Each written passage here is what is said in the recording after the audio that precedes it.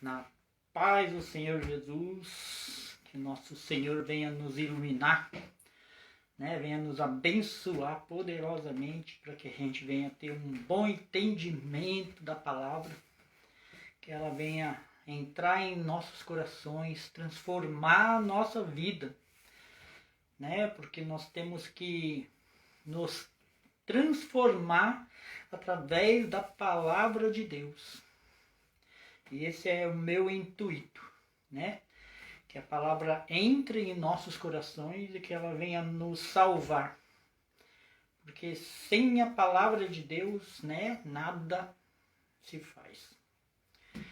Hoje eu quero ler aqui em Mateus, capítulo 12.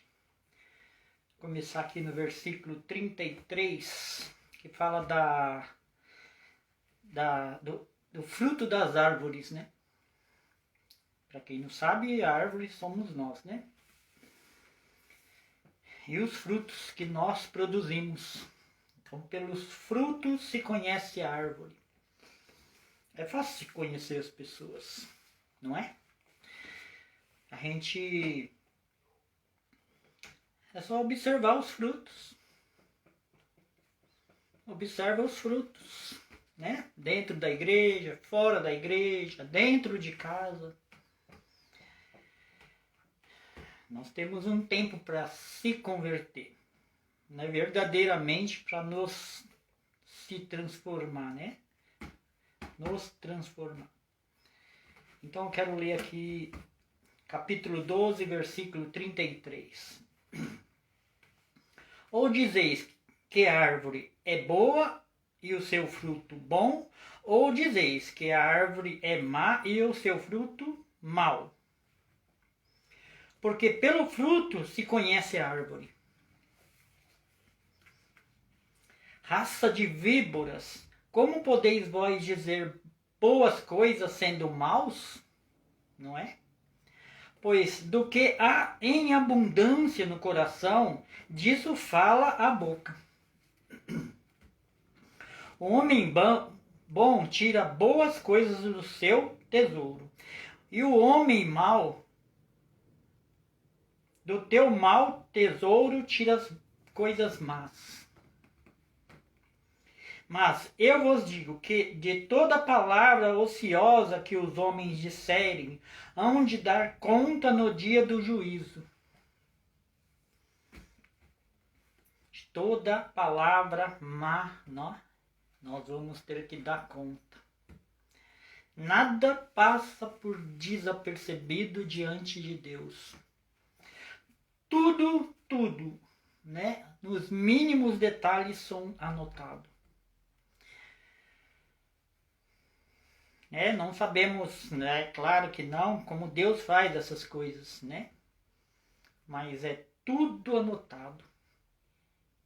Né? E num piscar de olhos ele vai nos dar a nossa sentença, pelas nossas obras, pelas nossas palavras. Porque por tuas palavras será justificado, e por tuas palavras serão condenados. Por tudo que nós fazemos, nós seremos ou justificados ou condenados. Às vezes a gente pensa que uma palavra aqui, uma palavra ali, né? Coisas mínimas não vão ter importância. Mas nós vamos ter que dar sim conta de tudo. Por isso que devemos tomar muito cuidado com a nossa língua, com a nossa boca. Porque as coisas de Deus são muito sérias, né? Aí eu quero passar aqui agora para o capítulo 33, a partir do versículo 1. Tendo Jesus saído da casa naquele dia, estava sentado junto ao mar. E ajuntou-se muita gente ao pé dele, de sorte que, entrando num barco, e assentou-se, e toda a multidão estava em pé na praia, e falou-lhes em muitas parábolas, dizendo: eis que o semeador saiu a semear. E quando semeava, uma parte da semente caiu ao pé do caminho. E vieram as aves e as comeram-na.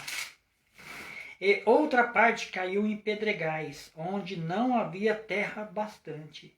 E logo nasceu, porque não tinha terra funda. Mas vindo o sol, queimou-se e secou-se, porque não tinha raiz. E outra caiu em espinhos, e espinheiros cresceram. E os espinheiros cresceram e sufocaram-na. E outra caiu em boa terra e deu fruto, uma 100, outra 60 e outra 30. Quem tem ouvidos para ouvir, que ouça.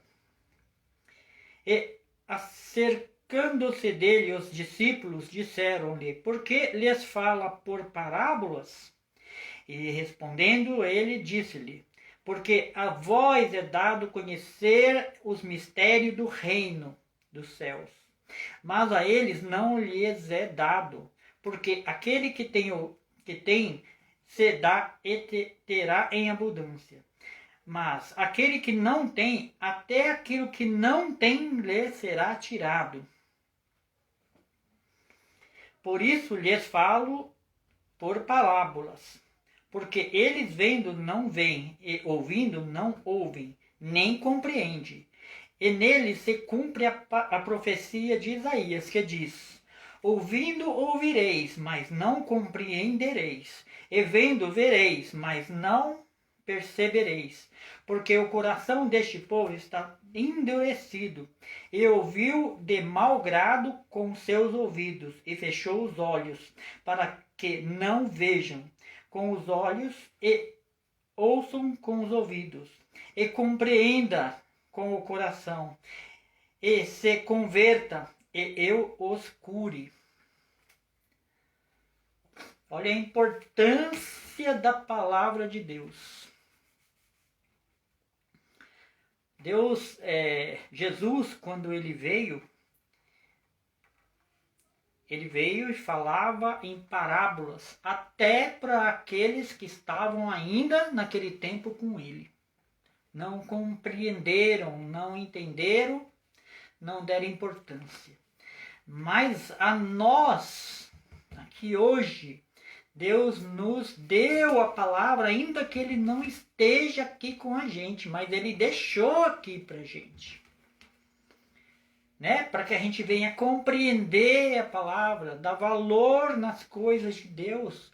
Porque naquele tempo, nem vendo Jesus, nem vendo o próprio Deus ali em carne, eles creram. E hoje nós temos aqui na mão, né, a palavra de Deus esclarecida, para que a gente possa entender e colocar ela no nosso coração. Né? Mas quantas pessoas estão interessadas nisso? Ainda hoje. Quantas pessoas pegam a palavra de Deus para ler? Quantos levitas, achando que somente louvando a Deus, eles podem ter a vida eterna? Até pode. Isso vai depender da misericórdia de Deus. Mas se a gente tem a palavra na tábua do nosso coração, é isso que Deus quer. Que nós venhamos a conhecer a Jesus Cristo como nosso único Senhor e Salvador. Mas que a gente precisa conhecer a Jesus através da palavra, como sempre tenho dito aqui. Né? A importância da palavra. Deus, ele até Jesus Cristo, até aquela época, antes, não tinha Novo Testamento, não tinha Jesus. Se falava de Jesus, Isaías falava, né? Salmos de Davi falavam, mas só que eles não compreenderam, eles estavam esperando outro, né? Não Jesus exatamente, o que veio em carne. Sabe-se lá o que ele estava esperando, né? Alguma coisa magnífica que vinha no mundo e se mostrava como Deus e fazia prodígios. Até que Jesus fez, né, muitos prodígios, muitos milagres, mas como ele veio como filho de José e Maria, e naquele tempo conhecia-se, né, os pais dele, e não creram. Não creram. E acabou que crucificou ao Jesus, crucificou ao próprio Deus. Essa é a importância da gente ler a palavra e conhecer a palavra através do Espírito Santo para a gente não se enganar. Eles se enganaram, porque lia a letra e o coração deles era má. Não é? O coração deles era má. Era mal, na verdade.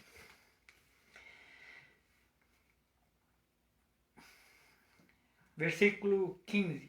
Porque o coração deste povo está endurecido, e ouviu do mau grado com os seus ouvidos e fechou os olhos, para que não vejam com os olhos, e que ouçam com os ouvidos, e compreendam com o coração, e se converta do seu mau caminho, e eu os cure. Mas bem-aventurados os vossos olhos, porque veem, e vossos ouvidos, porque ouvem. Ah, se o homem soubesse qual a importância dessas coisas na nossa vida. Jesus ter dado essa graça, né, nesse tempo. E a gente hoje está aqui para ouvir a verdade, fazer, né, conforme a vontade de Deus e se converter dos nossos maus caminhos. Isso é uma dádiva, isso é um milagre mesmo. Isso a gente precisa agradecer todos os dias pela vinda de Jesus. Não é? Porque em verdade vos digo que muitos profetas e justos desejaram ver o que os vossos olhos vedes e não viram, e o ouvir o que vós ouvis e não ouviram. Os profetas, né, desejou muito ver a Jesus, mas não puderam, não é? E hoje a gente tem aqui, a gente não viu com nossos olhos, porque nós precisamos crer pela fé. Mas a palavra de Deus está aqui, viva, para a gente vir ouvir, para a gente crer. E dar valor e agradecer todos os dias, né? Deus, por ter, até hoje, depois de mais de 2000 anos, ainda está aqui, ó. Mais de 2000 anos. Mais ou menos 2000 anos, Novo Testamento, né? Pode ser um pouco depois, sim. Mais ou menos 2000 anos e ainda hoje está aqui.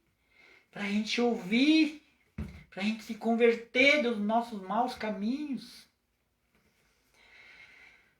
É muito lindo, né? A palavra de Deus. Escutai vós, pois, a parábola do semeador. Ouvindo alguém a palavra do reino, e não a entendendo, vem o maligno e arrebata o que foi semeado no seu coração. Este é o que foi semeado ao pé do caminho. Porém, o que foi semeado em pedregais é o que ouve a palavra e logo recebe com alegria. Mas não tem raiz em si mesmo, antes é de pouca duração. E chegada a angústia e a perseguição por causa da palavra, logo se ofende e desiste. Por isso que a palavra tem que estar aqui, ó, no nosso coração, né? Enraizada para que quando vinha tristeza, né, ela não escapar, não sair. Mas ela está enraizada. Como que ela pode estar enraizada? É lendo, como sempre falo aqui, não é? E o que foi semeado em espinhos é o que ouve a palavra, mas Os cuidados deste mundo e a sedução das riquezas sufocam a palavra e fica infrutífera. Por isso que Deus fala, né, que é mais fácil um camelo entrar pelo fundo de uma agulha do que o rico entrar no reino dos céus. Por isso que a nossa porta tem que ser estreita, irmão, porque se não for estreita, começa a orar. Sempre falo isso também aqui. Mas o que foi semeado em boa terra é o que ouve e compreende a palavra e dá fruto. E um produz 100, e outro 60 e outro 30. Quem ouve a palavra e dá fruto. O que é dar fruto? Primeiramente é transformar a si próprio, né? Se converter de coração. Já é dar fruto. E passar a palavra adiante. Semear, como Jesus fez. Né? Dá 100, tem uns que dá 100, tem uns que dá 60 e tem outros que dá 30. Né? Tem uns que salvam 100, tem uns que salvam falando da palavra 60 e tem outros 30. Isso é dar fruto. Não é só dar fruto com a gente mesmo nos transformando, não. É dar fruto, é transformar, é falar da palavra, pedir, né, entendimento da palavra para Deus, para você semear a verdadeira palavra. Para que as pessoas venham entender, se transformar também, e começar também a dar fruto. É muito importante essas coisas.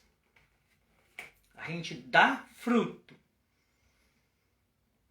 Porque, irmão, se a gente não der fruto, Deus vai cobrar. Deus fala na palavra, quem a muito dá, muito lhe será cobrado. Então nós precisamos dar fruto, né? Uma boa árvore dá bom fruto. Uma árvore má dá maus frutos. Então que a gente venha dar os bons frutos, né? Que Jesus nos ensinou. E propôs-lhe outra parábola, dizendo: o reino dos céus é semelhante ao homem, que semeia boa semente no seu campo. O reino do céu é semelhante, né, ao bom homem, que semeia boa semente no seu campo. Quer dizer, se o campo é dele, não é? Se o campo é dele, ele vai colher dali o fruto dele. Ele tem que cuidar. Né? Cada um cuida do seu campo, do que Deus confiou. Não é? Deus não fala que o reino do céu é semelhante ao homem, que ele tem o campo, ele arrenda para os, né, pros homens, cada um com a sua parte, e depois ele volta e ele quer saber, né, de cada um que foi que fez. Cada um que foi que fez do campo. E assim vai ser mesmo com nós, né? A gente vai ser cobrado dessas coisas de Deus. Deus vai cobrar de cada um de nós. Mas dormindo os homens, Deus confiou no homem. E deixou, né, para que o homem cuidasse do campo dele. Mas, dormindo o homem, veio o seu inimigo e semeou o joio no meio do trigo e retirou-se. E quando a erva cresceu e frutificou, apareceu também o joio. E os servos do pai de família, indo ter com ele, disseram-lhe: Senhor, nós não semeaste tu no teu campo boa semente? Por que então tem joio? E ele lhes disse: um inimigo é quem fez isso. E os servos lhe disseram: queres, pois, que vamos arrancá-los? Ainda Deus é muito misericordioso, né? Os servos do Senhor queriam arrancar o joio. Mas olha o que Deus falou. Com tanta misericórdia, porque Ele não quer que ninguém se perca. É um cuidado tremendo. Tudo isso a gente tem que dar valor. Porém ele lhes disse: não, para que ao colher o joio não arranques também o trigo com ele. Deixar crescer ambos juntos até a ceifa. E por ocasião da ceifa, direi aos ceifeiros: colhei primeiro o joio e atai-los em molhos, para o queimar. Mas o trigo ajuntai no celeiro. Né? Para quem não sabe, o joio é o mal e o trigo é o bom. Mas Deus, ele é misericordioso, né? Se ele tivesse dado ouvidos para os servos dele, quer dizer, para os anjos ceifeiros dele, como diz a palavra, nós aqui já nem estaríamos mais. Quem sabe, né? Quantos trigos não teria sido colhido, né? E jogado para ser queimado. Mas Deus pediu para deixar até o final, para a gente dar bom fruto, para a gente mostrar para Deus se a gente é joio ou é trigo. Por isso temos que dar fruto, bom fruto, para a gente não ser arrancado e ser lançado junto com o joio. Outra parábola lhes propôs, dizendo: o reino dos céus é semelhante a um grão de mostarda, que o homem, pegando dele, semeou no seu campo, e o qual é realmente menor de todas as sementes, mas crescendo é a maior planta e faz uma árvore, de sorte que vêm as aves do céu e se aninham nos seus ramos. Isso daqui me faz lembrar de quem, sabe de quem? De Davi. Essa era uma árvorezinha, né? Uma sementezinha pequenininha. Era o menor. O pai dele nem lembrou dele quando Samuel veio ungir, né, o rei na família dele. Nem lembrou dele. Mas ele estava lá. Enquanto ele não chegou, né, ninguém se assentou à mesa. E ele foi escolhido. E ele é o homem segundo o coração de Deus. A árvore dele cresceu, cresceu, cresceu tanto que as aves dos céus, né, veio fazer até ninhada. Eita glória, né? Outra parábola lhe disse: o reino dos céus é semelhante ao fermento que uma mulher toma e introduz em 3 medidas de farinha, até que tudo esteja levedado. Tudo isso disse-lhe Jesus por parábolas à multidão, e nada lhes falava sem parábolas, para que se cumprisse o que fora dito pelos profetas, que disse: abrirei em parábolas a boca, publicarei coisas ocultas desde a criação do mundo. Mas eles não entenderam. Mas aí Jesus, ele é misericordioso, né? Ele veio e nos esclareceu. Cada parábola dessa, ele iluminou, né, as nossas mentes para a gente saber, né, desde a criação do mundo. Aí ele começa aqui a explicação, né, da parábola do joio. Então, tendo despedido a multidão, foi Jesus para casa, e chegaram ao pé dele e os seus discípulos, dizendo: explica-nos a parábola do joio do campo. E ele, respondendo, disse-lhe: o que semeia é a boa semente, é o filho do homem. O que semeia a boa semente é o filho do homem. O filho do homem é Jesus. Boa semente. O campo é o mundo. A boa semente são os filhos do reino. Os filhos do reino, os escolhidos de Deus.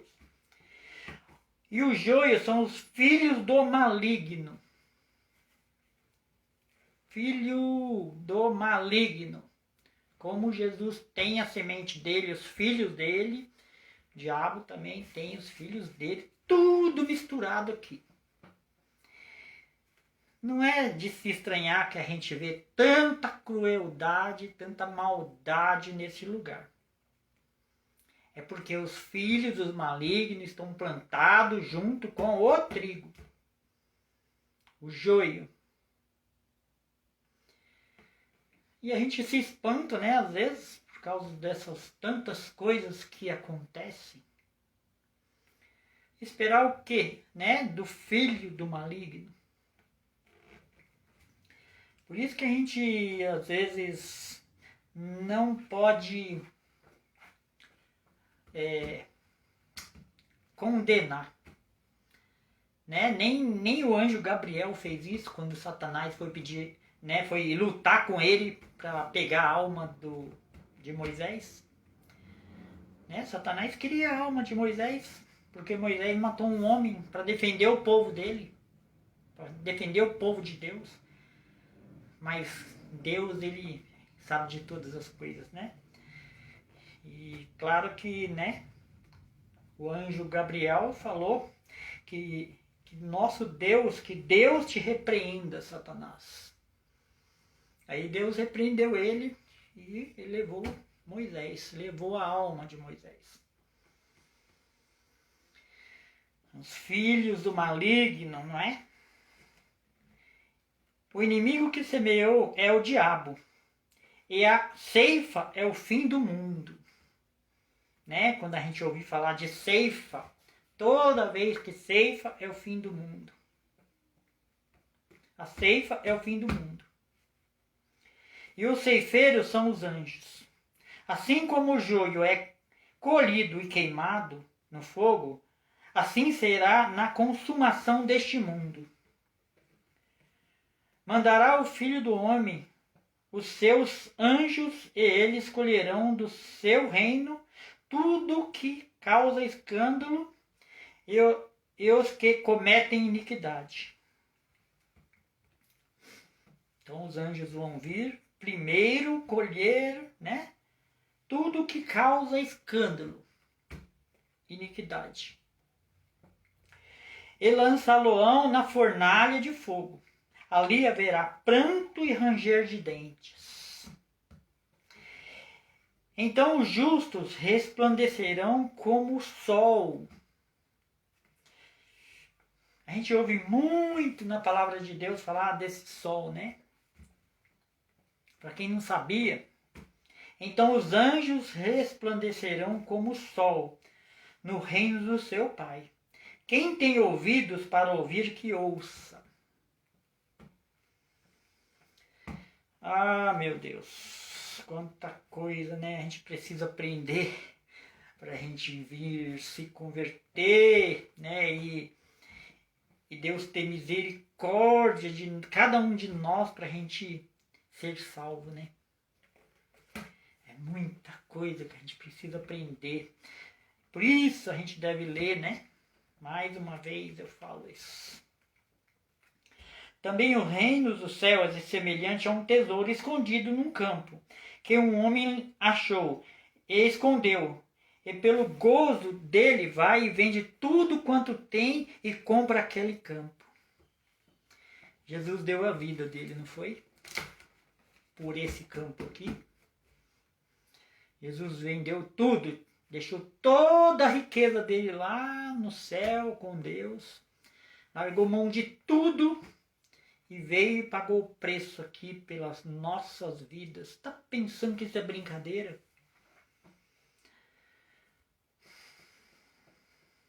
Né? Para e pensa. Pensa. Para e pensa nisso. Quando a gente colocar essas coisas verdadeiramente no nosso coração, a gente vai começar a se converter. Outro sim, o reino do céu é semelhante ao homem negociante que busca boas pérolas. Encontrando uma pérola de grande valor, vendeu tudo quanto tinha e comprou-a. Né? Mesma coisa. Essa pérola é esse lugar, esse povo dele. Essa pérola, ele trata os filhos, né, os bons como pérola, como pedras preciosas. Igualmente, o reino dos céus é semelhante a uma rede lançada no mar, que apanha toda a qualidade de peixe. E estando cheia, puxa para a praia. E assentando-se, apanha para os cestos os bons, e os ruins, porém, lança fora. Assim será na consumação dos séculos. Virão os anjos e separarão os maus dentre os justos. Cada coisinha que a gente faz errada, cada injustiça que a gente comete, né, vai sendo tudo colocado ali, diante de Deus. E lançar-lo-ão na fornalha de fogo ali, e lançar-lo-ão na fornalha de fogo. Ali haverá pranto e ranger de dentes. E disse-lhe Jesus: Entendestes todas essas coisas? Disseram eles: Sim, Senhor. E ele lhes disse-lhes: Por isso todo escriba instruído acerca do reino dos céus é semelhante a um pai de família. Olha, ele disse-lhe: Por isso todo escriba instruído acerca do reino dos céus é semelhante a um pai de família, que tira do seu tesouro coisas novas e velhas. Todo escriba. E aconteceu que Jesus, concluindo essas parábolas, se retirou dali. Até aqui. Queria ler. E é bom a gente ler, né? Pegar a Bíblia, ler de novo, para entender bem essa palavra, né? Para Deus vir colocar mesmo ela, né, nos nossos corações. Para a gente vir se converter a Deus, né? E viver a palavra, né? Porque não adianta só ouvir. Ser ouvinte de palavras e não se converter, não colocar no coração e não começar a se converter, a se transformar, mostrar isso, né? Esse interesse, né, de transformação para Deus vir começar a trabalhar na nossa vida, nos mudar, nos moldar, fazer um novo vaso. Nós precisamos, né?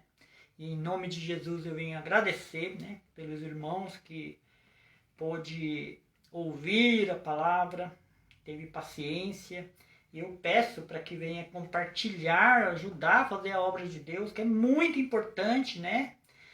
Fazer a obra de Deus, passar isso adiante para as pessoas virem ouvir, porque são poucas as pessoas que leem a palavra hoje, né?